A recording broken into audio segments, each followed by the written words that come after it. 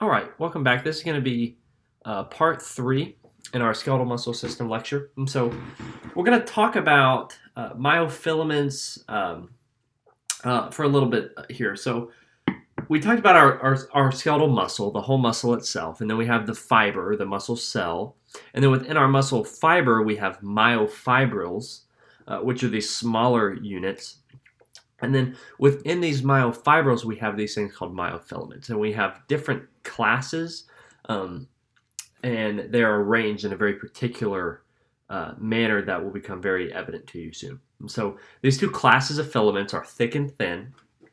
The thick filaments are composed of a protein called myosin, a myosin filament, and this myosin has two kind of parts. It has a head and a tail, and you can kind of think, if you can picture a golf club, the long shaft of the golf club is the tail, and then the head of the golf club is the head of the myosin filament. And this will make more sense when I show you a picture. You also have associated with your thick myosin filament a protein called titin, and titin is an elastic filament that allows these structures to kind of spring back into place and to resist being stretched and damaged from that process. Our thin filament is our second type of myofilament. This is composed of the protein actin, and actin is the thinner of the two filaments. Usually in drawings and in schematics, you see it. It really does appear more thin than the thick myosin. And it has two components. There's a fibrous actin and G globular actin. Sometimes you'll see them referred to as just F actin or G actin. And so that's just for you to know that if you see that in the book or in the literature, that it is really composed of two different types. You can kind of think of it as like a beads on a necklace or a pearl necklace. The individual pearls or beads are the G actin, the globular actin, and then all of those together make up the entire necklace or the entire fibrous actin strand. And so we'll take a look at a picture here in just a second. We have two kind of regulatory proteins or regulatory filaments. These are called troponin and tropomyosin. And these will become very, very important during our muscle contraction, as they will kind of cover different binding sites. And in the presence of a particular ion, calcium, they will kind of reorient and change their shape to allow for our muscle contraction, the very beginning stages of our muscle contraction to actually occur. And so here you can see some of our pictures. You can see G actin, you can see F actin here. So you can see the individual globular actin, and then you can see the entire fibrous actin strand. Here you can see our myosin. So you can see it is made up of these individual thick filaments. Some are, you can see the tails here, and then you can see the larger head kind of coming off of it. Here you can see the troponin and the tropomyosin. And so these troponin and tropomyosin, like I said, they're a regulatory protein, and they're covering binding sites on actin that in the presence of calcium, and when calcium binds to the troponin, this troponin-tropomyosin complex will shift and reorient, and this will allow what we'll see as the myosin head to be able to bind to our actin. Okay, so this is a good image, a good illustration of what exactly is going on in our thin and thick filaments.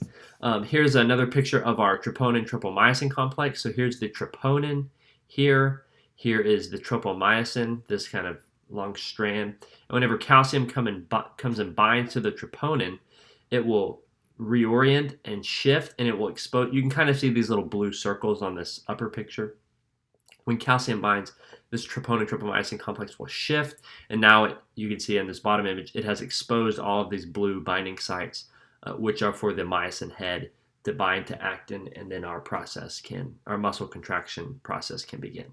So it's these thin and thick filaments, the actin and the myosin, that produce the striations. And we see striations in skeletal muscle. We see striations in cardiac muscle, right?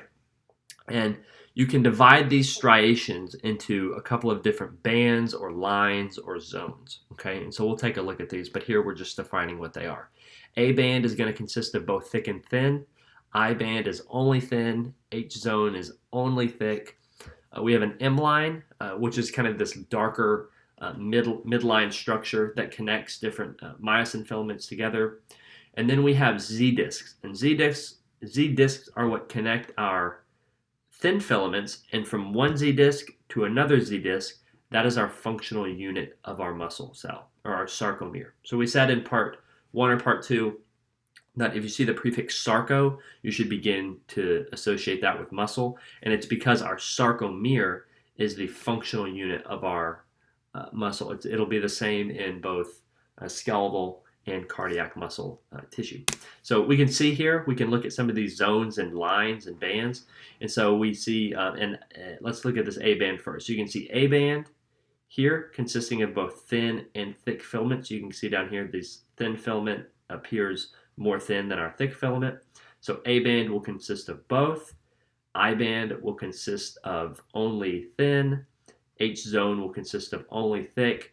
And then you can see these Z lines right here. So from one Z line to another Z line, everything in between this, all of this is one sarcomere. You can see another one here, one Z line, one Z line. That is a sarcomere. Sometimes they're called Z lines, sometimes they're called Z disc. You may have noticed that.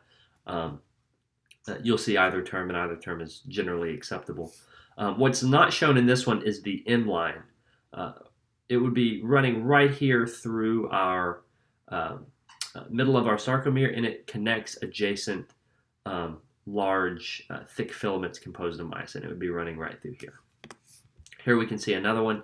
Z line to Z line is our sarcomere, and this one includes a histological image, or a microscopic image of an actual sarcomere. So here you can see very thick lines here. So here's one Z line, here is one. This one you can see the M line kind of running through, and then you can see these striations on either side that result from the overlapping of thin and thick filaments. And so everything in between this is the sarcomere. This sarcomere is what is actually going to get short or longer during our muscle contraction and relaxation, respectively. Okay, and again, you can see the different zones and bands on this little illustration here. So we will stop there. That was discussing kind of the basis of our sarcomere, and then we'll pick up talking about neuromuscular junction, and then we'll begin to put things together, talking about all of this together as our muscle begins to contract.